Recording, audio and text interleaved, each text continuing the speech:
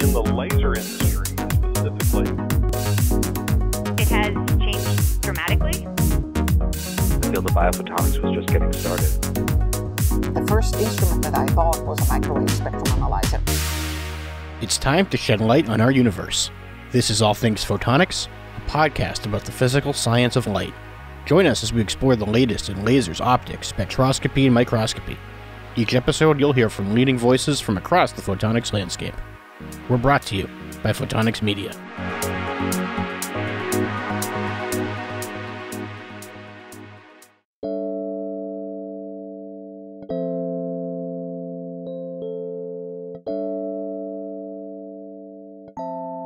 This is Associate Editor Joel Williams. Here are this week's top stories. Researchers from INRS in Quebec City have introduced a method for tuning a laser spectrum to the infrared range. In collaboration with international partners, a team led by Luca Rossari used a hollow core fiber filled with nitrogen to deliver optical pulses shorter than those delivered by the input laser and with a high spatial quality. National Institute of Standards and Technologies and University of Maryland researchers demonstrated the ability to convert invisible near-infrared laser light into multiple visible colors using newly introduced microchip technology. The approach in generating red, yellow, and green laser light, among other colors, on integrated microchips supports the implementation of technology necessary to ensure precision timekeeping and to conduct quantum information science. A research group at Friedrich Schiller University of Jena in Germany developed an ultra-fast fiber laser capable of delivering an average power that is more than 10 times that of existing high-powered lasers. The technology aims to improve both speed and efficiency of industrial-scale materials processing. A joint development between University of Cambridge scientists and 3D image analysis software company LumVR Limited is enabling the visualization of super-resolution microscopy data that can be analyzed in 3D using VR. By applying the VR software, known as VLUM, to study individual proteins and cells, end users of the software are able to observe molecular processes as they happen. And finally, by connecting superconducting quantum bits to a microwave transmission line, MIT researchers demonstrated how qubits can generate on demand photons needed to support communication between quantum processors. The demonstration is a step towards reliably achieving the interconnections that would enable a modular quantum computing system capable of performing at speeds exponentially faster than classical computers. Up next, news editor Jake Saltzman continues his conversation with Stanford University's Manu Prakash, and later, an interview with recently named OSA Fellow Sujatha Ramanujan. I'm Joel Williams, and this is All Things Photonics.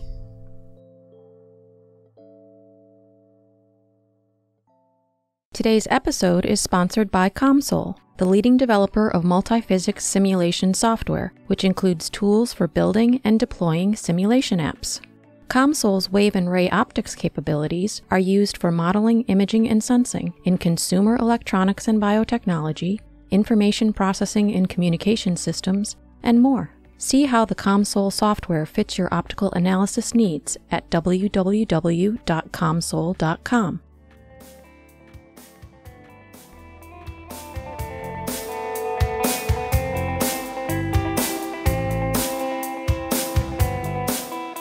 Today on All Things Photonics, we bring you part 2 of our conversation with Dr. Manu Prakash, Stanford University Professor of Bioengineering, inventor of the Foldscope microscope, and frugal science innovator.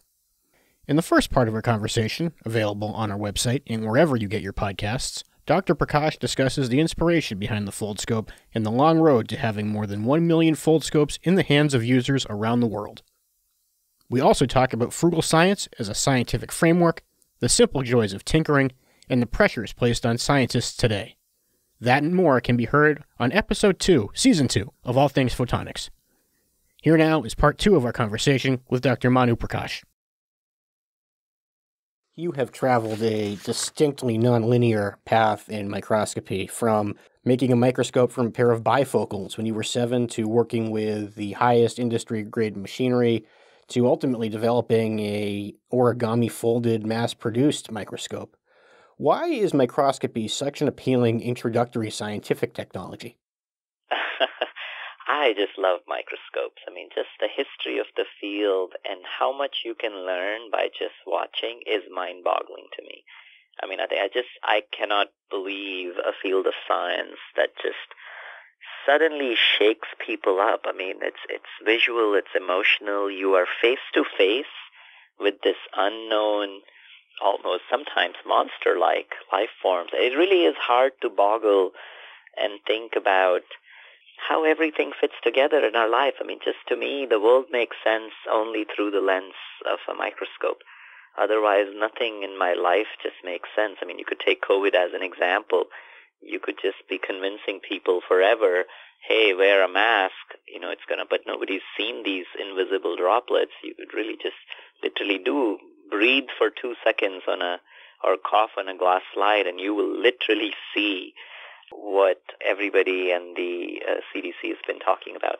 So to me, microscopy is a science that just connects so many fields together. I mean, there is the beauty of optics to begin with, such a beautiful use of light, but the final result sometimes is just so spectacular. I almost think of it as a miniature aha moment. Every single time I've put an object under a full scope, for that matter, or many other microscopes, and if I had not looked at that before, I have always been surprised, and it's bent my intuition for what I was expecting to see versus what I saw. So, just both personally, and I feel, if you were to survey generally how many people have actually experienced the microscopic world, and I would argue that number truly might be less than 1% of the population on this planet. And that just is not acceptable to me. I truly feel microscopy needs to be a dinner term. And, we've joked about this of full scoping being a verb, where while you're eating your pizza and something doesn't taste right, you're going to pull out your full scope and really look at the cheese and say, did I see something different? You've opened the door now. I have to ask, is microscopy a dinner table discussion in the Prakash household? Yeah, my wife is also a faculty, a biophysicist, and she uses million-dollar microscopes to tease apart cells and figure out the innards of the cells.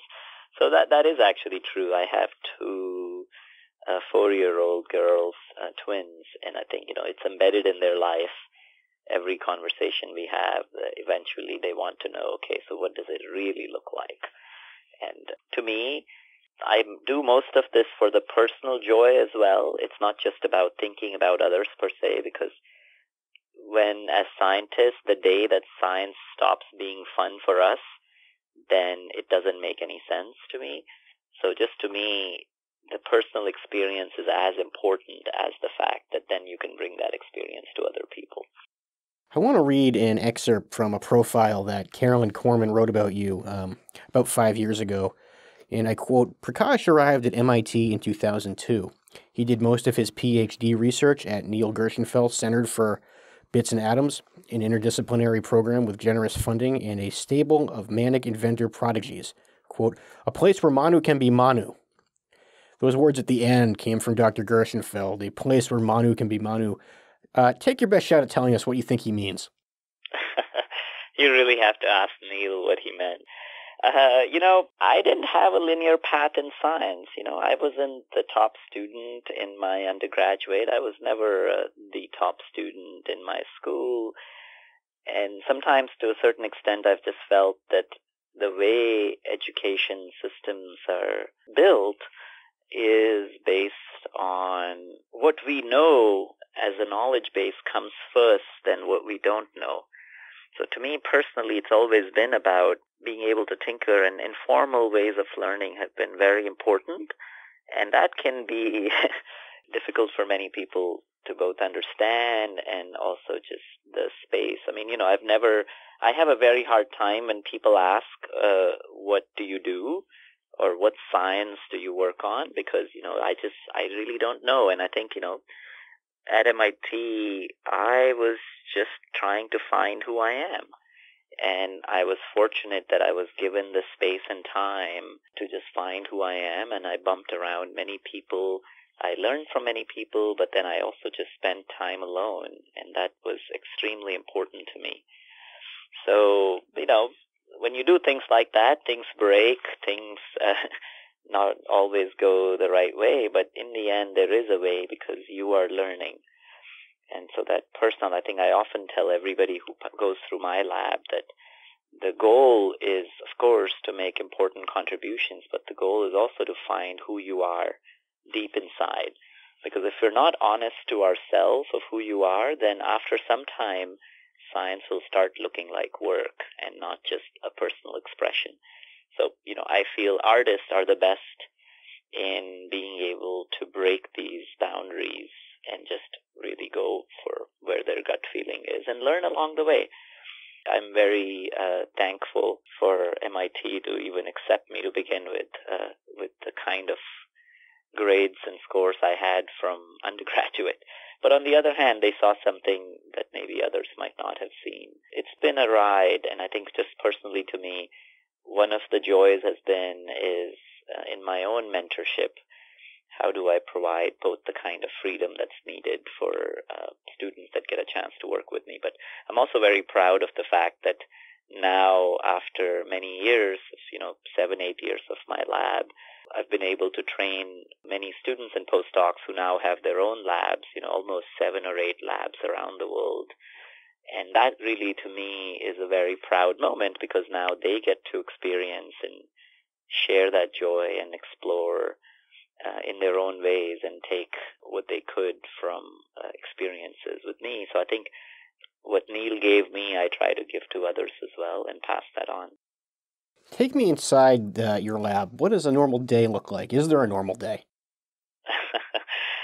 I think just a visual, if you could walk through the lab, you would enter, and to the very right, you would see a room which has parasites and snails that we grow that are found all across Africa and Madagascar, schistosomiasis. And you take another step, and the room right next to is our Aedes aegypti, one of the mosquitoes that cause dengue.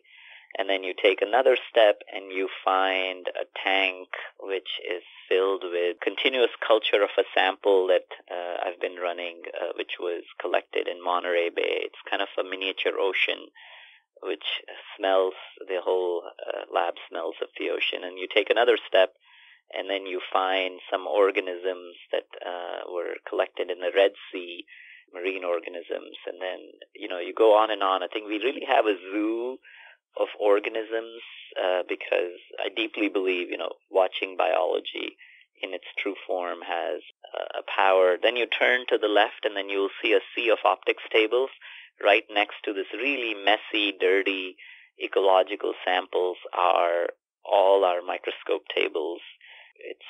Currently all the tables are covered with this new machine we have invented. It's called the gravity machine, which is these large circular wheels that spin all day long, 24/7, tracking organisms while they're swimming kilometers. And then you turn another right, and then you see a much more traditional wet bench type of a facility.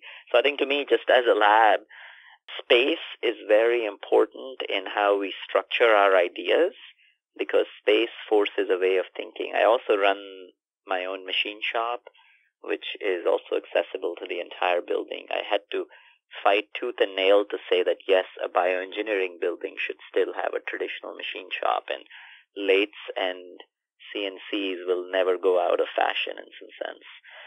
So that's kind of the context that I work in.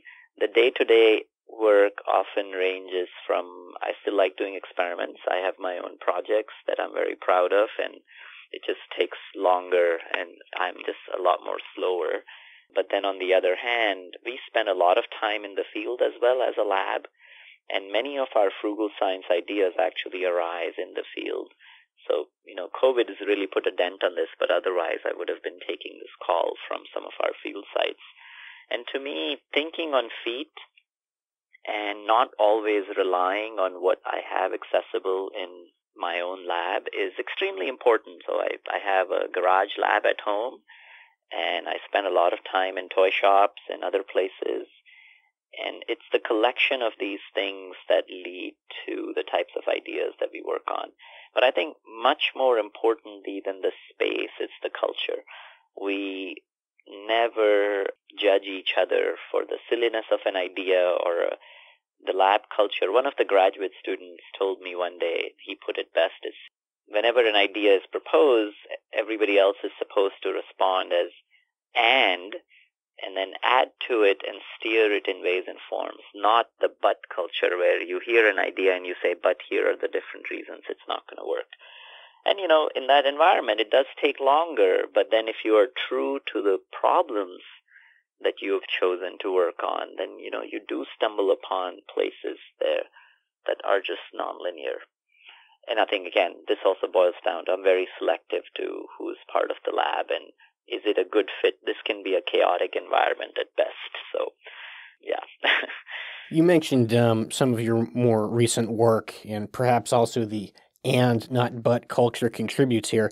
You mentioned the gravity machine, and some of this work also includes terms like a virtual reality environment for single cells or a treadmill for water creatures. Tell us a little bit about that work. Yeah, actually, this is a great example of how applied and fundamental science meets each other and then becomes applied again. One of my graduate students, Deepak, and I have been studying schistosomiasis for many years now, 5-6 years. It's a disease that you get when you walk around in an open fresh water, and the parasite, which is microscopic, in a gigantic lake can swim and find you. And we were curious, how can something so small detect and find a human? So we wanted to watch a parasite swim in situ in Madagascar in a pond. So Deepak and I packed our bags. We actually went to Madagascar. And at that time, we were realizing, these lakes could be as long as 30 meters deep. So ideally, if you're going to track a single cell travel or the single parasite travel 30 meters, we needed a microscope that's 30 meters tall. And it had to be underwater and all these. And while thinking about these ideas and while packing our bags to go to Madagascar, we literally did take a 2-meter microscope to Madagascar, which you can imagine the challenge of fitting that in our suitcases. It occurred to us that the problem is much more universal. Fundamentally, for the last 200 years, we've been watching organisms using microscopes under a cover slip. And there is a fundamental limitation of how do you observe subcellular resolution imaging and microscopy of an object that is completely untethered and free to move. We realized we didn't even know this fundamental answer of how far does a cell go in the open ocean, for example, now.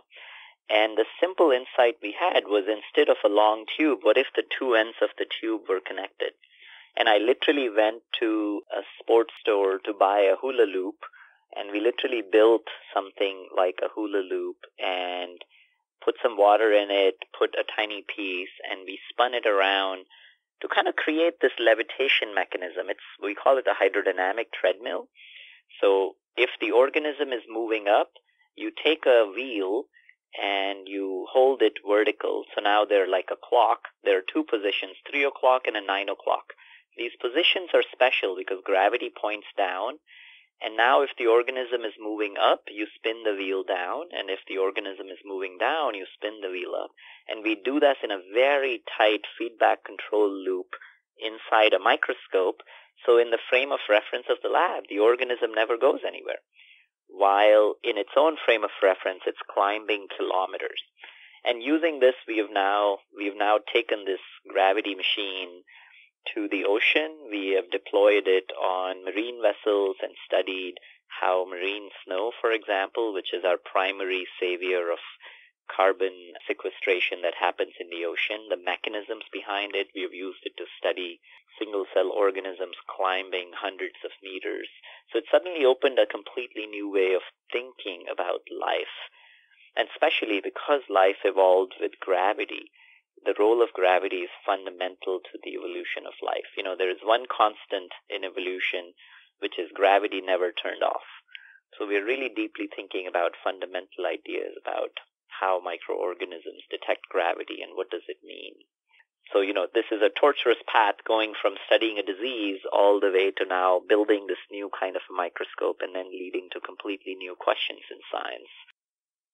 This is a question that has some roots in our conversation. In our conversation, you have taken us to France and Cameroon and now Madagascar. And this is a COVID-19 question. We know so much less than we don't know about COVID-19, but we do know that it is a disease, an ailment, a pandemic that has hit us on a global scale. How will COVID-19 affect the future of science? Yeah, that's a very big question. And I think, one of the ways is so many aspects of our current world are really unknown. So I think we just have to appreciate and understand that we have to be agile. But from a scientific context, I think, every single project that I've been working on, we created these open lab notebooks. It was completely open while we were doing the work, not just when the work was done.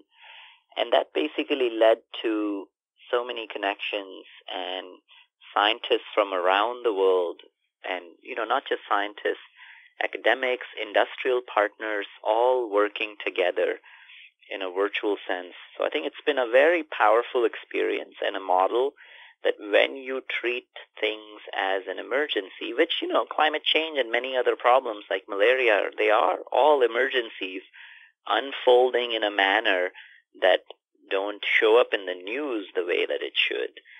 But I think, COVID has definitely taught me personally new ways of reaching out to people, giving, and a new way of technology transfer for that matter. Much of the work that we are doing, for example, our pufferfish ventilator, it's an open source ICU ventilator, but we are building a reference design, kind of like the Mozilla or the Chrome browser, and then anybody else can replicate that work and build upon it, but, built in a manner such that international partners are equal footing partners.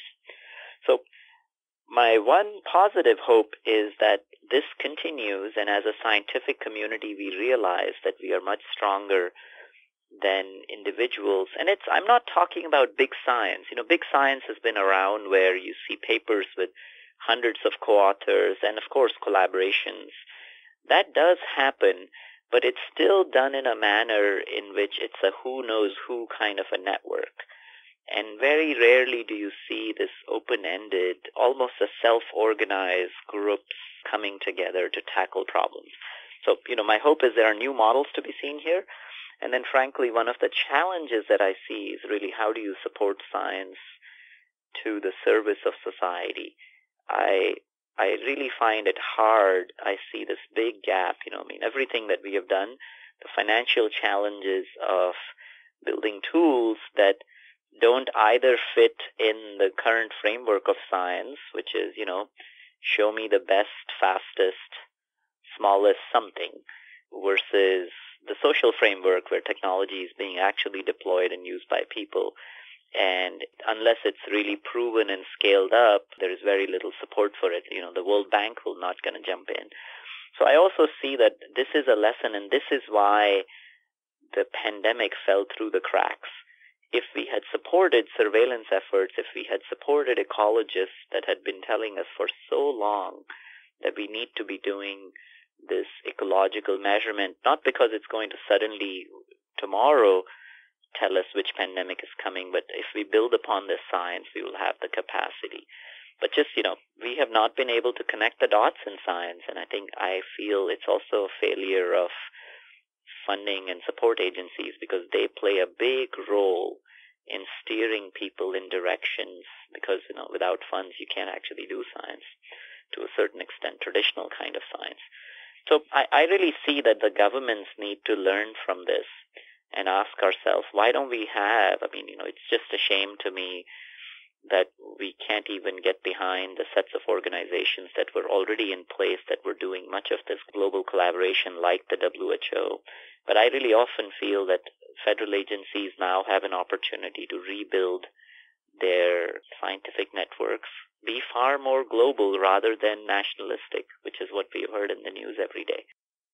Our guest has been Dr. Manu Prakash. He is a MacArthur Fellow Unilever Colworth Prize recipient in 2020 from the Microbiology Society and Stanford University Professor of Bioengineering. I want to end with one more question, and it's not the most important one that I've asked, but I'd like to get your thoughts on it. In her profile that we referenced earlier, Carolyn Corman brought up that you have a lab-wide soccer game on Friday afternoons. This pandemic likely has put at least a hold to that. Can you give us an update on the status of those games? Yeah, the game is definitely on hold, unfortunately. I haven't played soccer for a while. We were just talking about this, that how personal relationships and just face-to-face time, it's not the same, sitting on Zoom. And of course we've been very productive. We've done a lot of work, but it's not the same. I'm really looking forward to reinitiating our soccer game, but only when it's safe. We had recently some baby showers in the lab with kids being born and other celebrations, and it's not been same. I really feel the personal connection and just being able to laugh together is something so important as a society, and just unless we can do that, it's not normal. So I'm really hoping we can kick some ball sometime soon, but I'll have to wait. Join us in January for the inaugural Photonics Spectra Conference. 4 days of online presentations spanning lasers, spectroscopy, optics, and biomedical imaging. 60 presenters all in one place, focusing on the latest in applications, trends, and advancements. Registration is free. January 19th through the 22nd, right here with Photonics Media. Visit photonics.com/pscinfo for event details.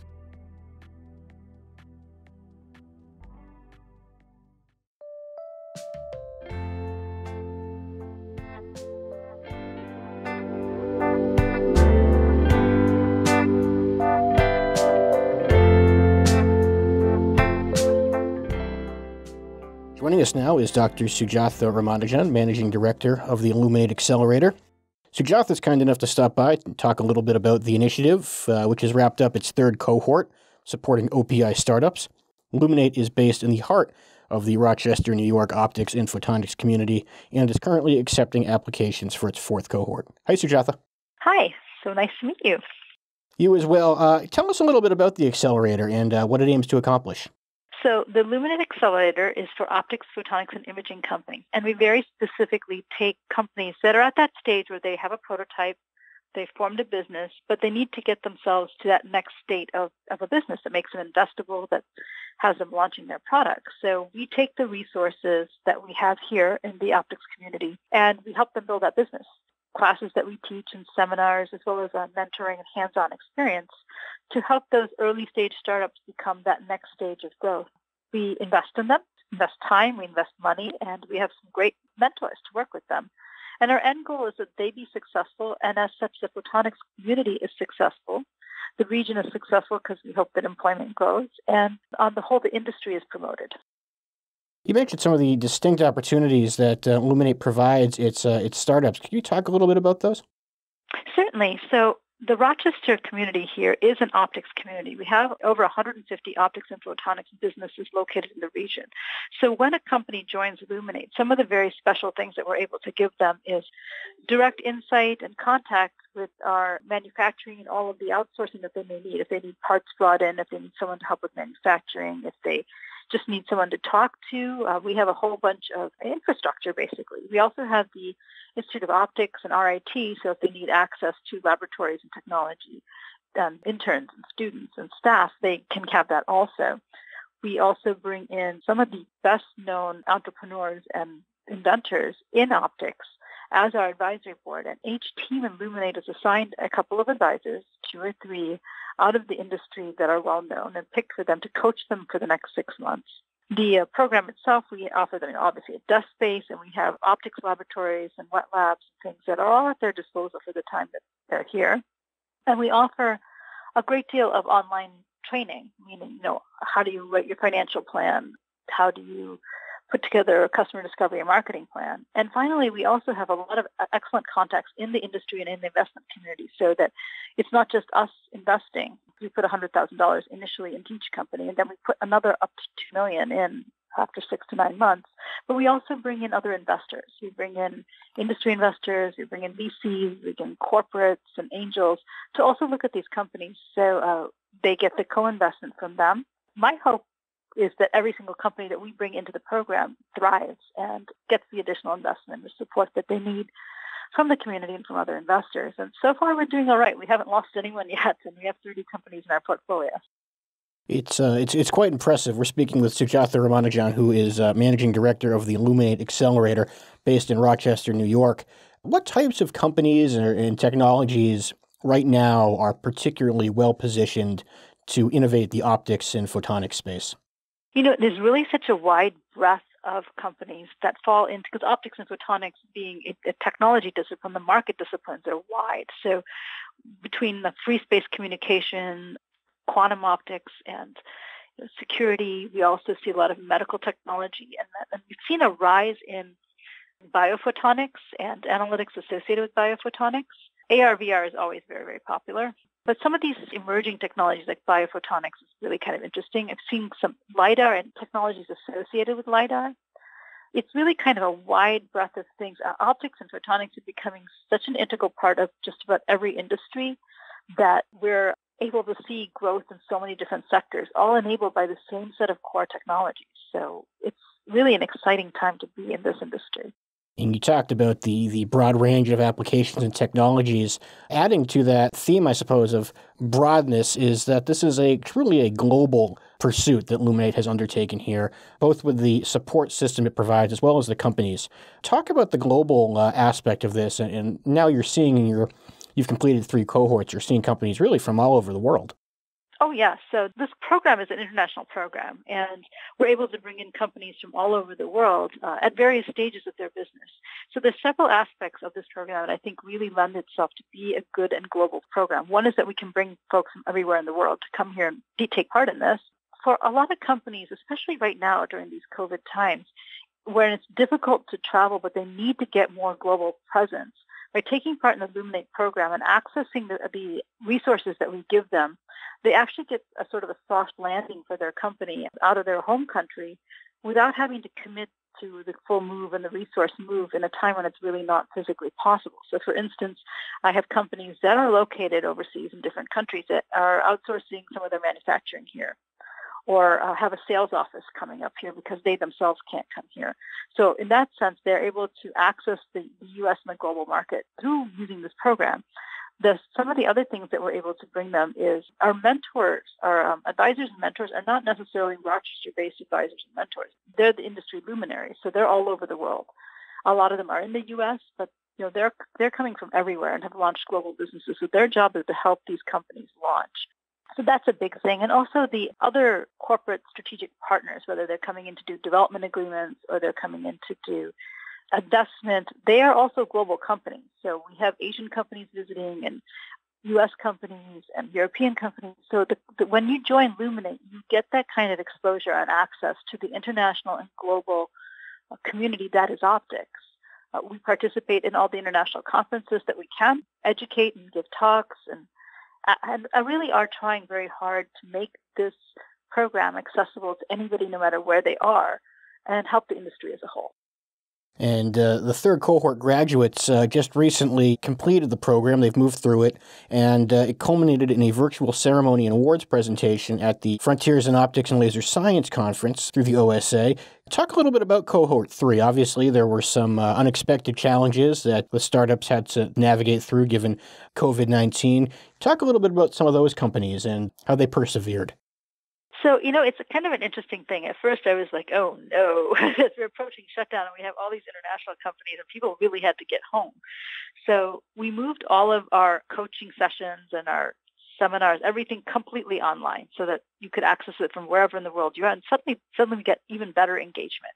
We had to extend the program instead of being 6 months. We made it 9 months so that we could get people a chance to really get settled. But some of the interesting things that came out of having to run this program partially remotely, because some of the companies were here, some were not, is that companies that were suddenly struggling, if we had a company that had to get certain data to an investor no matter what, and where they were, the labs were all shut down. They're like, well, I don't know how to get this data, and our investor is demanding it. So, no problem. Luminate will make a few calls to people who have labs in regions that are opening up and get you your data. And so we were able to make those kinds of arrangements by, reaching into our network and saying, okay, who's in a low-risk area? Can you run these tests? We're able to do those things. Also, we had a couple companies who, for various reasons, like we'd like to launch our product, but we can't come to the U.S. right now because of all the restrictions in travel. No problem. We can get a marketing and sales team and a launch team here to help you get your product on the market on time.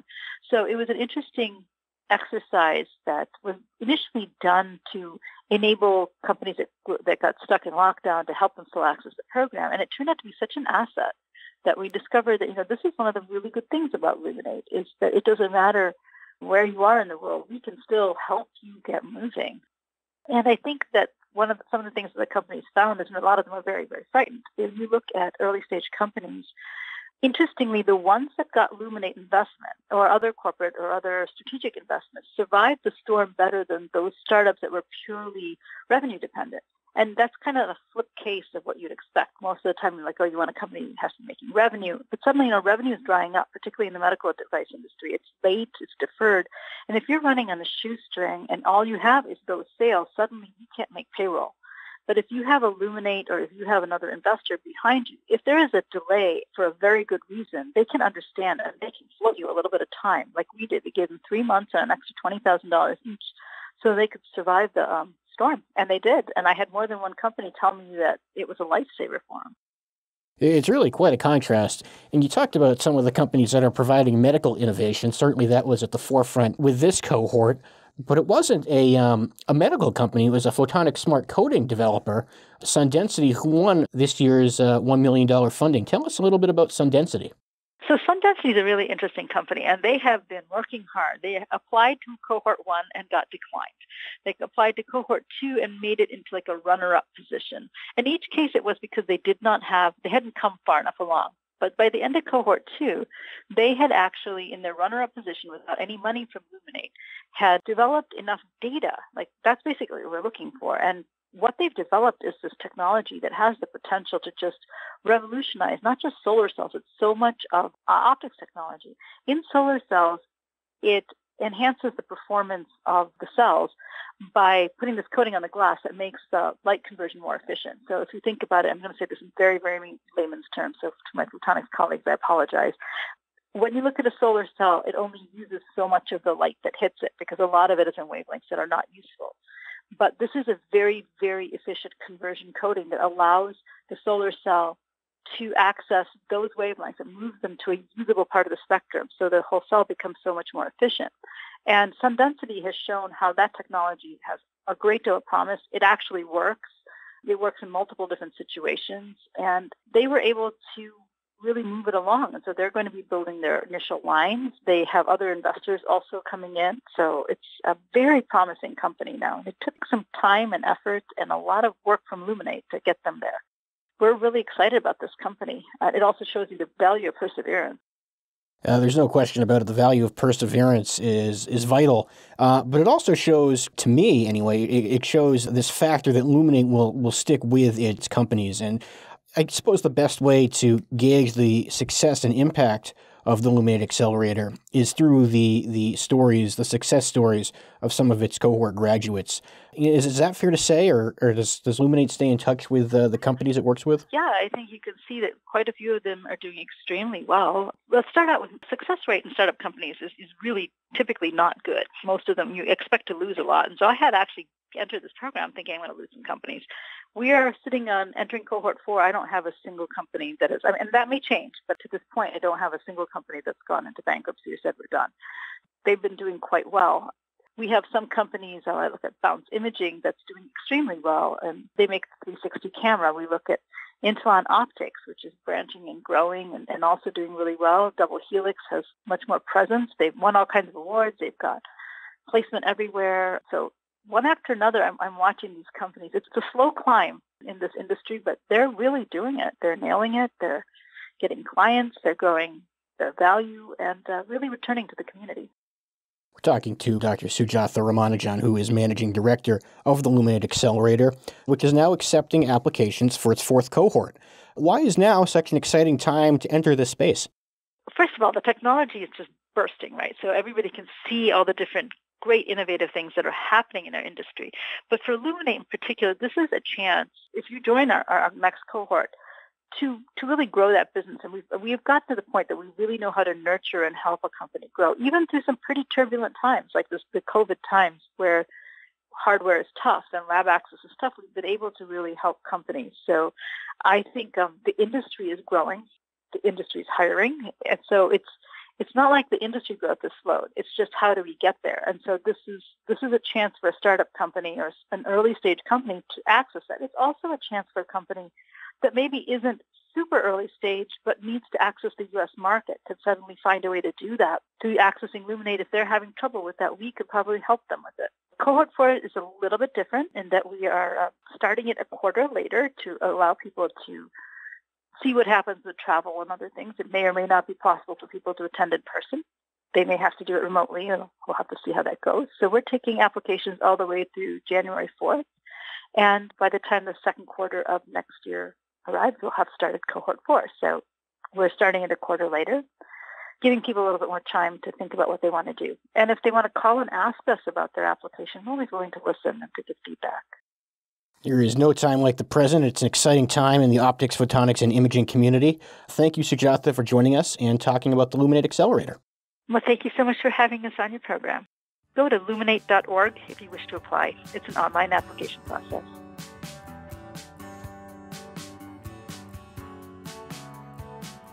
That does it for this episode of All Things Photonics.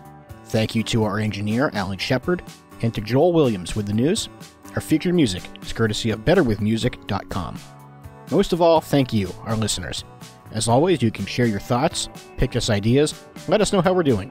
You can reach us at allthings@photonics.com. All Things Photonics is available on all major platforms, including Spotify, Apple Podcasts, and Google, as well as on our website. Subscribe, never miss an episode. I'm Jake Saltzman. This has been a Photonics Media production.